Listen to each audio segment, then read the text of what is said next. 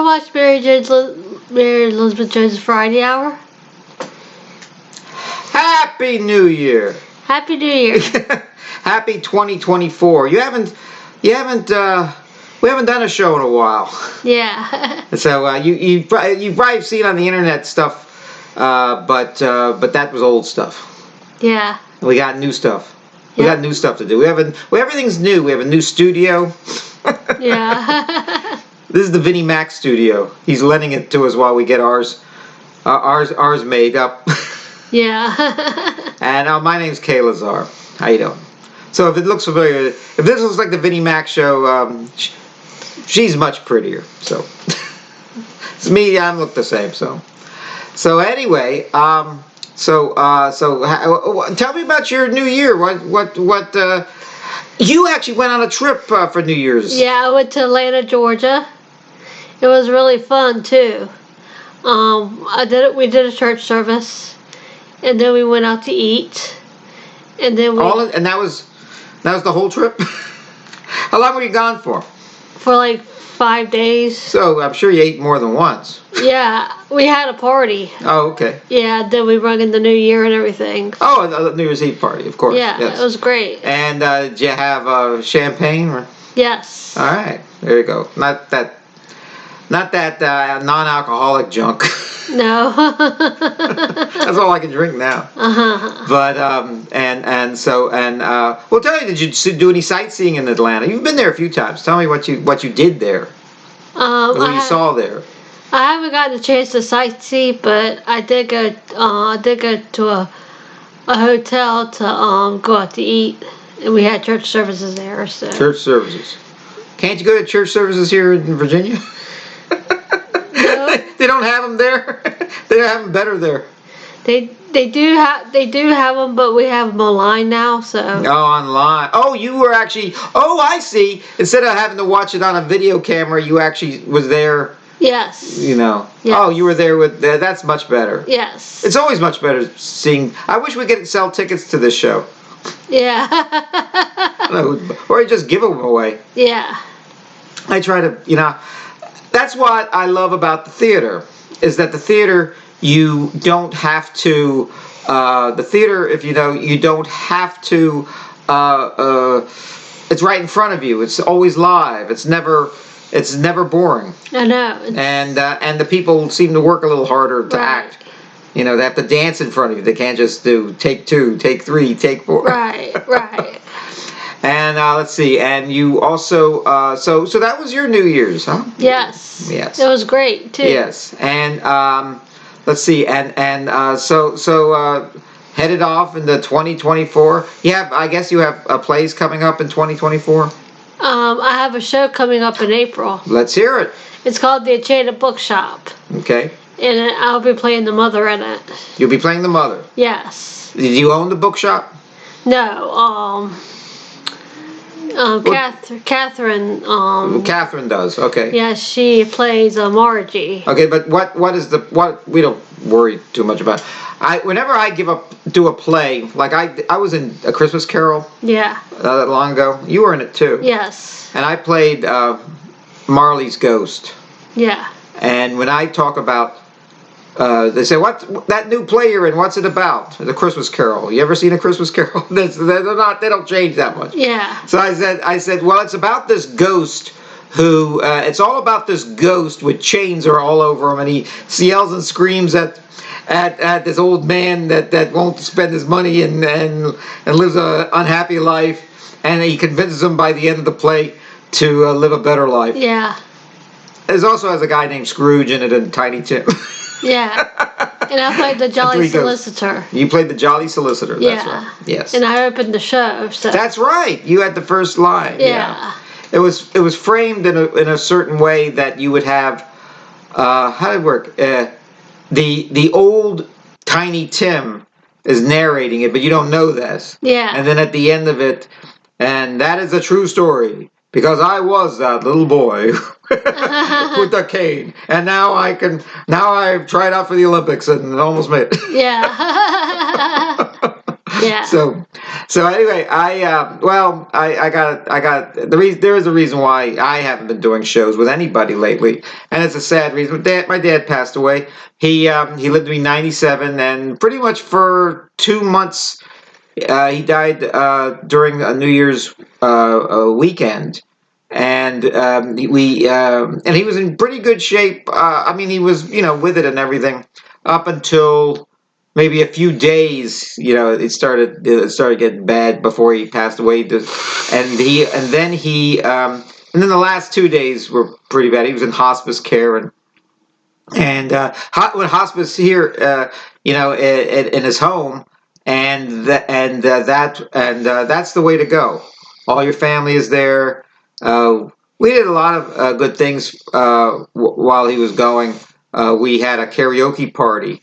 We sang all his favorite songs, and then once we got tired of singing his favorite songs, because they're all old songs, Yeah. we started singing our favorite songs. All these songs from the 1970s. Yeah. We sang songs like Billy, Don't Be a Hero, Yeah. and I Think I Love You. I And think I love you. yeah, I think I love you.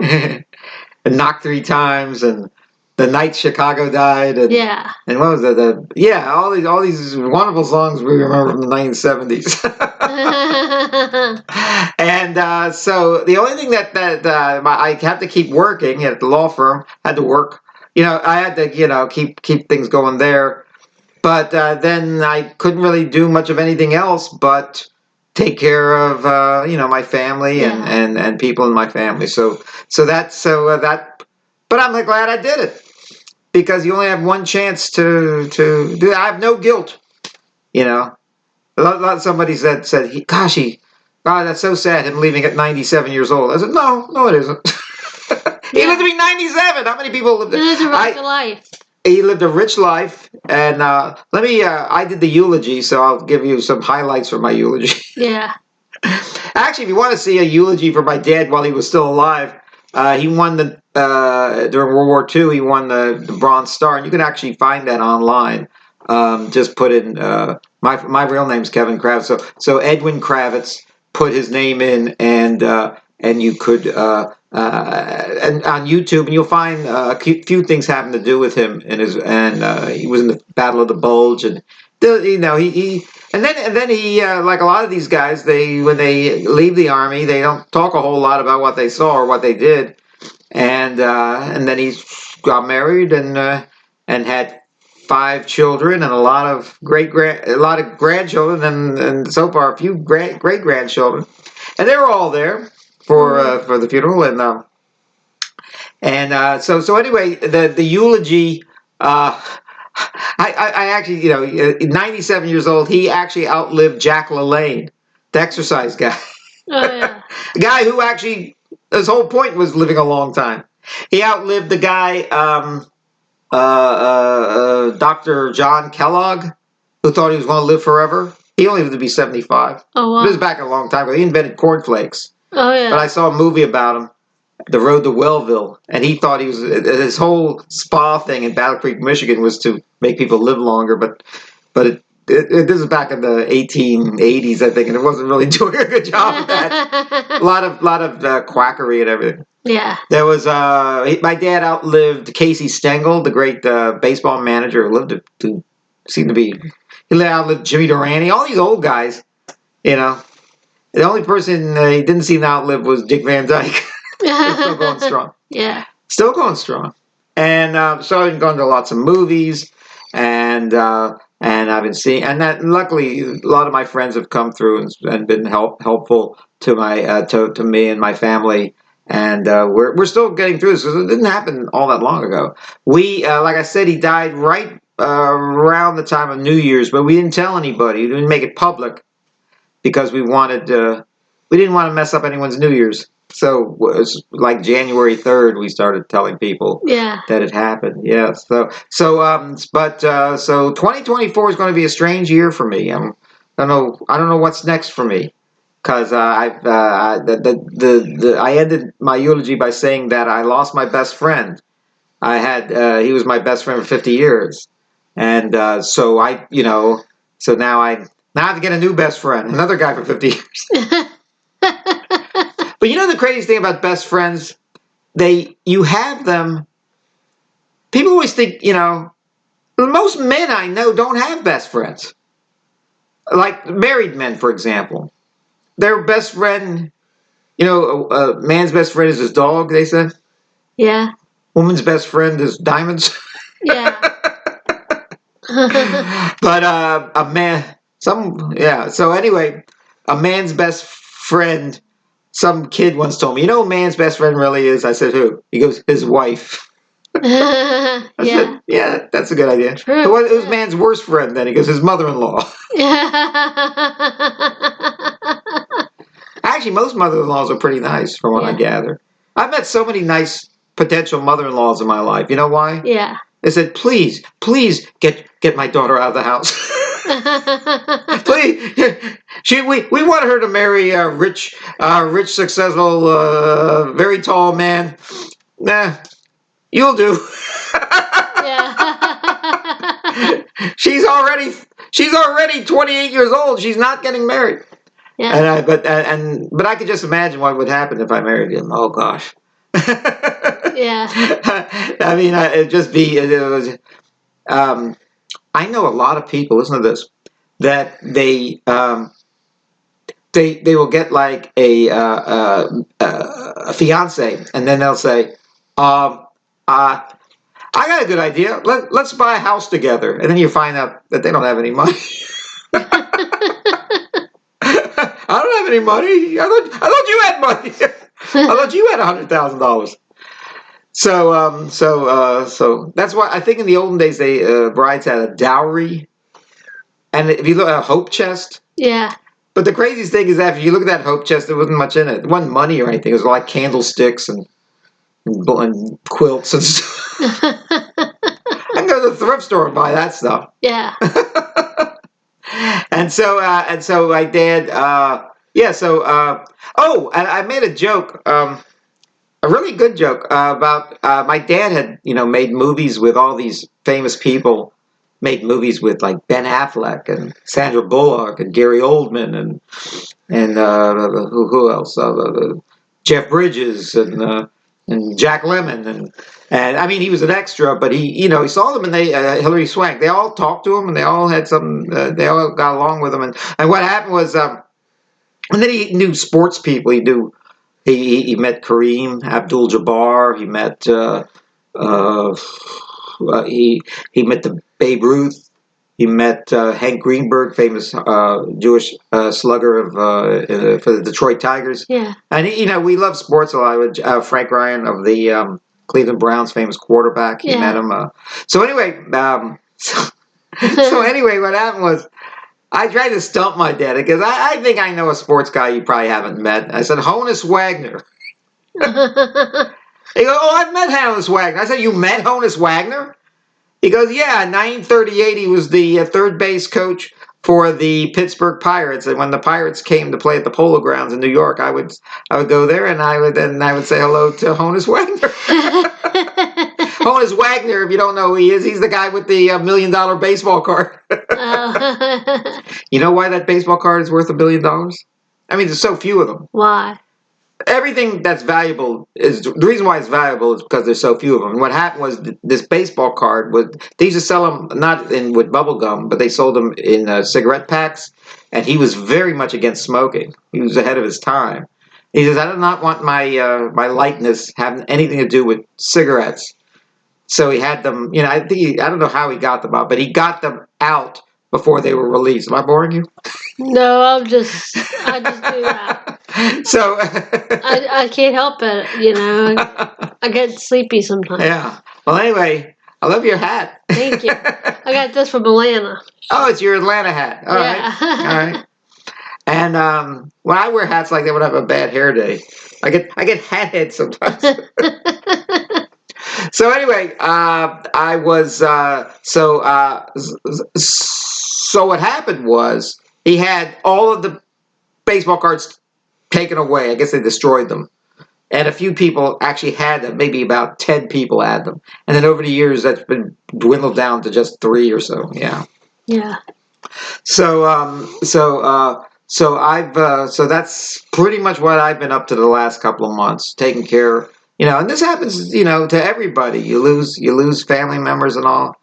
And it's the worst thing you can go through. And I don't know what's next for me, but I'll continue doing the podcast with what's her name? Mary Elizabeth. Mary Elizabeth. Yeah, of course I know who you are. Yeah. Mary Elizabeth. See, the first thing that goes is your mind and your memory. With Mary Elizabeth and with Vinnie Mac and who else? Keith Van Allen. Maybe Gorgeous George. Yeah.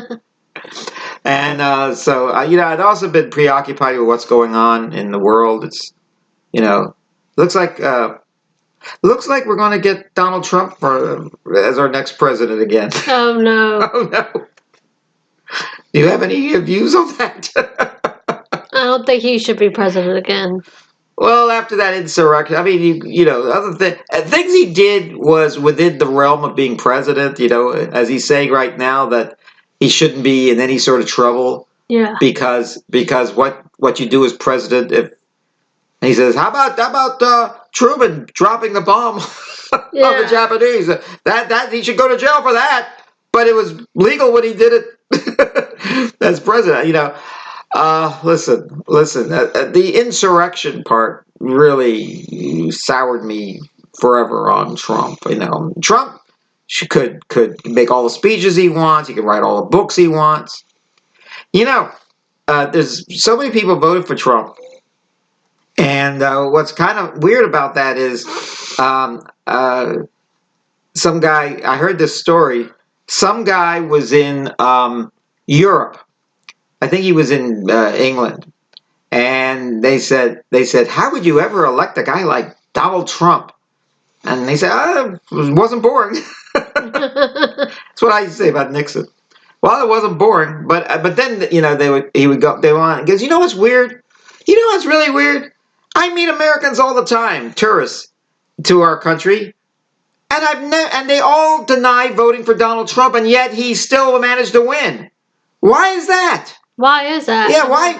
And they said, well, you're meeting the wrong people. He goes, what do you mean? He goes, the people who voted for Trump tend not to travel to Europe I know. or around the world. They just want to stay in America. They don't want to go any place there isn't guns. I know. But actually, there are guns in a lot of places. They'd be at home in like Mexico and places like that. Yeah. A lot of Latin countries, Canada, they claim has more guns than America does. Yeah. So it looks like we may get 2024 might get another 4 years of Trump. Trump reminds me of those kids when I was growing up in school that if you're beating them in a game, they throw the chess pieces or checker pieces up in the air. Yeah. I don't want to play this anymore because they're losing. Yeah. They wouldn't be doing that if they were winning. Or they say if you're playing like rounders or kickball or something with them or softball, when they start losing, let's start the game over. What do you mean start the game over? The game's almost finished and you're losing. Yeah. You can still rally and win. They go, no. Yeah. They want to blame. The mark of a mature person is not blaming others for your failures.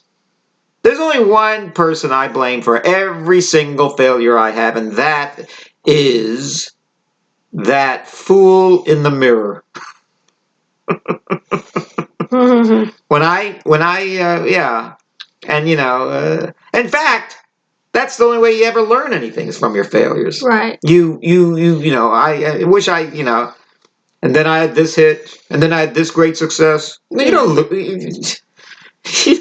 didn't really learn anything. We all make mistakes sometimes. We all do. Yes. And you just got to learn from them. Yep, that's right. And sometimes other people make mistakes, and you have to learn from their mistakes. Yeah. I've seen people squander their money on unnecessary things, or eat the wrong foods, and then it kind of tells me, oh, maybe I'll learn from their mistakes rather than have to do it myself. Yeah. Oh, speaking. Oh, we had. I got to tell you something. I mean, you know this. We had this wonderful pizza dinner just now, Yes. and it was from Little Caesars. Little Caesars is a good deal. It's like $7, and you get a nice pepperoni pizza. So, and there's still leftovers and everything. And so I try to feed the people when they come. When they come to a podcast. So and bring refreshments. And then you got the crazy bread. Yeah. And the crazy bread was almost the same price as the pizza. Yeah, I know. It was like $1 less. Like what did I say? $7, like $6. Yeah. And it was just crusty bread. Yeah. But then it actually got into a whole new realm when you wanted sauces. And tell about that. Oh yeah, well, I wanted the other sauces like garlic and buffalo ranch and all that, but they charged me $5 for all those sauces. And I said, I'm like, I didn't know this. I'll find some leftover ranch dressing at home.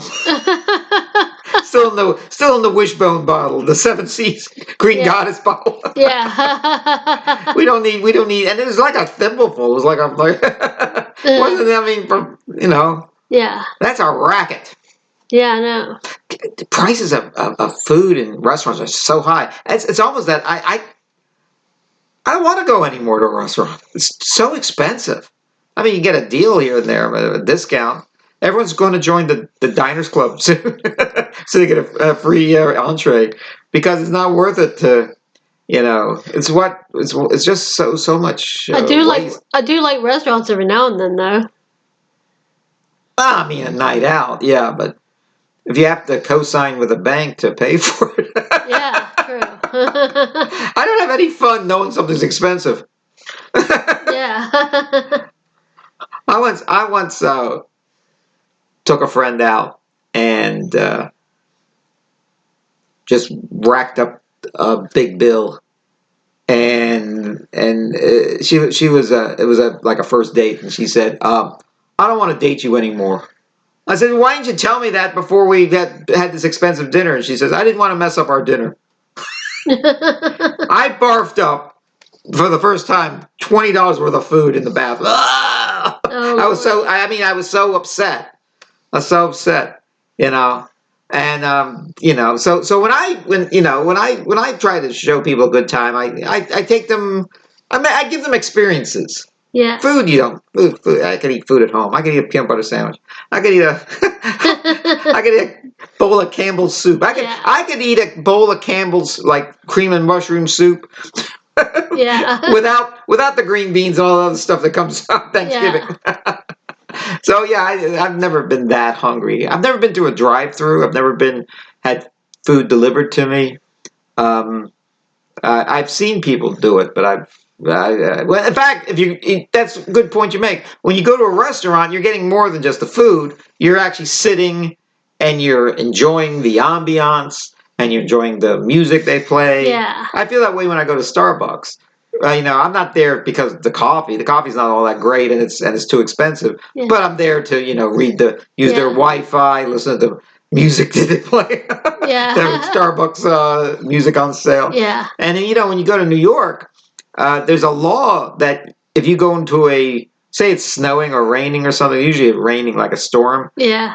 You have to go into a store. And the mayor of New York, de Blasio, this was a few years ago, made a law that a store can't kick you out.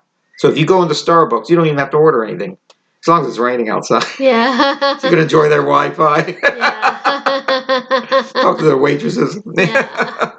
No, they don't call it waitresses. They call them baristas. Yeah, and so what else was I gonna say? And then so I've been so worried about what's going on in the Middle East. Yeah. It's awful what those evil terrorists did to those poor people at that concert. And I mean they killed like 1,200 people. And these were all just people having a good time. Yeah. And they wonder, and now my people, my tribe is expected to look at the other side. The other side are murderous bastards. Yeah, I heard that there's some protesting going on in New York. There's protests everywhere against Israel, where it shouldn't be. It's, they, they're just trying to defend themselves. They're putting like, Hamas puts all their headquarters under hospitals, so they have to go through the hospital of all the sick people to get to the tunnels where the meanest guys who plot these things going on. And people say, "Well, how about the settlements in Israel?" I said, "Well, how about the Gaza Strip does not have any settlements. They all Israel's pulled out of there years ago. So I always think that's sort of an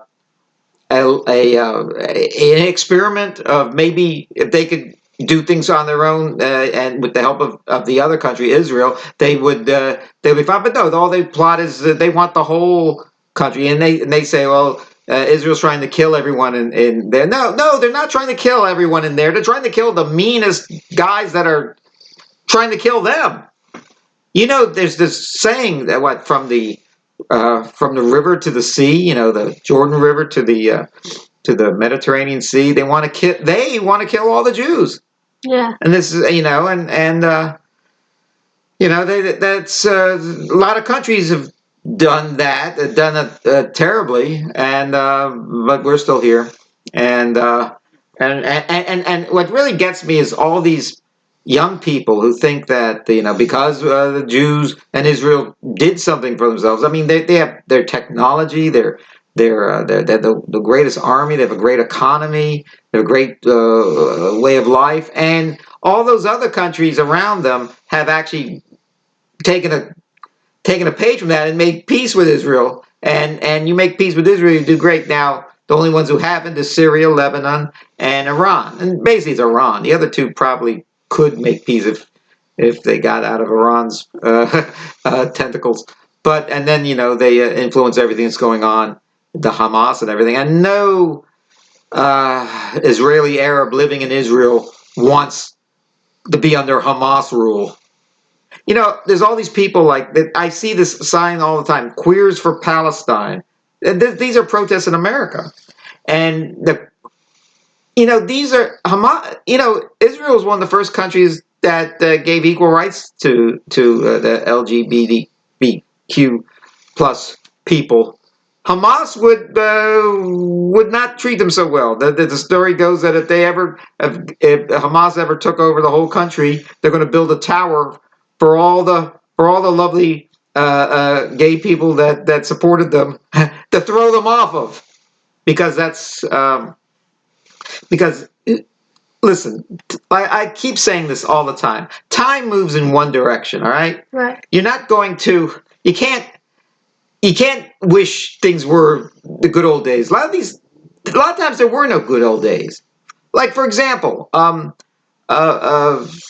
black people, African Americans, good old days. White people saying, "Oh, the good old days." Yeah, the 1950s where there's segregation, that slavery times. That was the good old days. Not for them. Things are better now, Yeah. and things need to. You can always improve things, but you can't go back to the way things were, like it or not. It's like I like it. I saw the movie about Jackie Robinson, 42. I saw that one too. When I go with years ago. Chadwick Boseman, yeah. Yeah. And Harrison Ford was in it too. and Harrison Ford gives a speech to all these redneck ball players, and he says, "Listen, if you don't want to play for the Brooklyn Dodgers because a black man is playing here, fine. There's the door.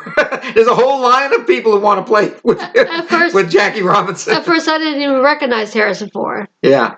And I'm like, oh, there's Harrison Ford, really? Okay. Yeah, he played Branch Rickey. Yeah. And probably I think that was probably his best performance, because usually Harrison Ford, is usually pretty good in his movies, but he doesn't play that surprising of a part. Yeah. But there he did. He was really good in that because he actually played someone different.